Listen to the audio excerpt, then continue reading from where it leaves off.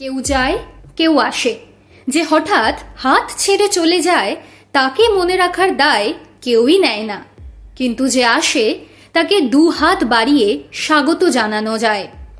একদিকে প্রতিকুর রহমানের সিপিআইএম ছেড়ে তৃণমূল কংগ্রেসে যোগ দেওয়া নিয়ে রাজ্য রাজনীতি সরগরম। বামপন্থায় সম্প্রতি তারুণ্যের যে ঝড় দেখা গিয়েছে, প্রতিকুরের ঘটনা কি সেই গতিকে কিছুটা থমকে দেবে? প্রতিকুরের তৃণমূলে যোগ দেওয়া কি তরুণ সম্প্রদায়কে কমিউনিস্ট নীতি আদর্শের প্রতি বিমুখ করে তুলবে? এমন প্রশ্ন কেউ কেউ তুলেছেন। বিশেষ করে আসন্ন নির্বাচনের আগে এই ঘটনা সিপিআইএম এর উপরে মানুষের বিশ্বাসে নেতিবাচক প্রভাব ফেলবে কিনা তা নিয়েও আশঙ্কা রয়েছে। আবার কেউ কেউ বলছেন বামপন্থা অতীতেও ছেড়েছেন অনেকে, কিন্তু দল হেঁটেছে নিজের মতো করে, এবারও তাই হবে। কোনো এক প্রতিকূল চলে গেলেও ক্ষতি হবে না। প্রতিকূলের ঘটনা যদি মুদ্রার এক পিঠ হয়, তাহলে অন্য দিকও রয়েছে। অন্ধকারের পরে আলো যেমন হয়, এ যেন প্রকৃতির নিয়ম। তরুণ প্রজন্মের কমিউনিজমের প্রতি কতটা আস্থা তার প্রমাণ পাওয়া গেল অন্য এক ঘটনায়, বেশ নাড়িয়ে দেওয়ার মতো এবং সময় উপযোগী।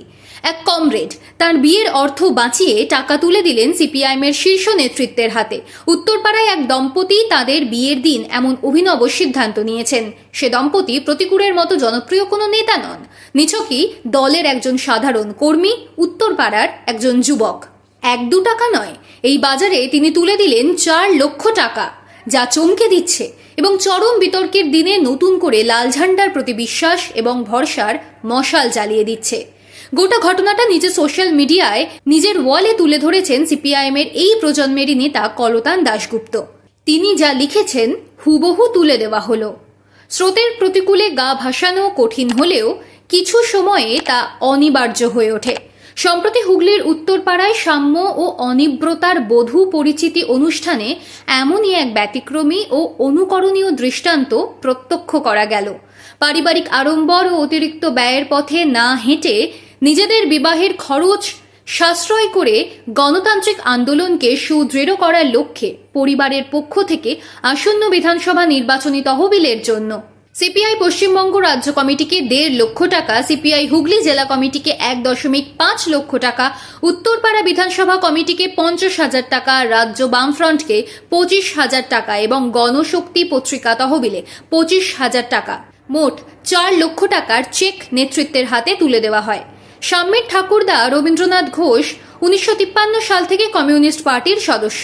তাঁরই অনুপ্রেরণায় স্ত্রী দীপ্তি ঘোষ এবং পুত্র সুদীপ্ত ঘোষ কমিউনিস্ট পার্টির সঙ্গে যুক্ত হন। পরবর্তীকালে সাম্য নিজেও এসএফআই এর মাধ্যমে পার্টির সক্রিয় কর্মী হিসেবে যুক্ত হয়।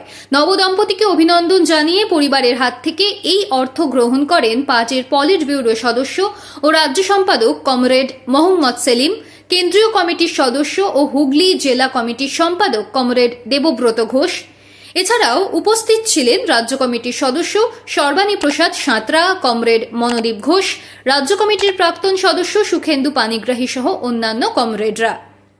এই ধরনের উদ্যোগ হয়তো প্রচলিত নয়, কিন্তু বর্তমান সময়ে তা অত্যন্ত প্রাসঙ্গিক ও প্রয়োজনীয়। কঠিন এই সময়ে আর্থিকভাবে পার্টির পাশে দাঁড়ানোর জন্য হুগলি জেলা কমিটির পক্ষ থেকে নবদম্পতি সাম্য ও অনিব্রতা এবং তাঁদের পরিবারকে সংগ্রামী অভিনন্দন ও লাল সেলাম জানানো হচ্ছে। নামে কি যায় আসে, সাম্য ও অনিব্রতাদেরও যায় আসে না, বিশ্বাসটাই যে আসল। বিতর্ক তৈরি হয়, মিটেও যায়, কিন্তু বিশ্বাস থেকে যায়। বিতর্ক বরাবর প্রচার লোভী হয়, কিন্তু বিশ্বাস নীরবে বাস করে মনের গভীরে। যে নবদম্পতি বিয়ের খরচ বাঁচিয়ে 4 লাখ টাকা তুলে দিতে পারেন নির্দ্বিধায়, তাঁদের বিশ্বাসই সঞ্চারিত হবে একটা আস্ত নবীন প্রজন্মে।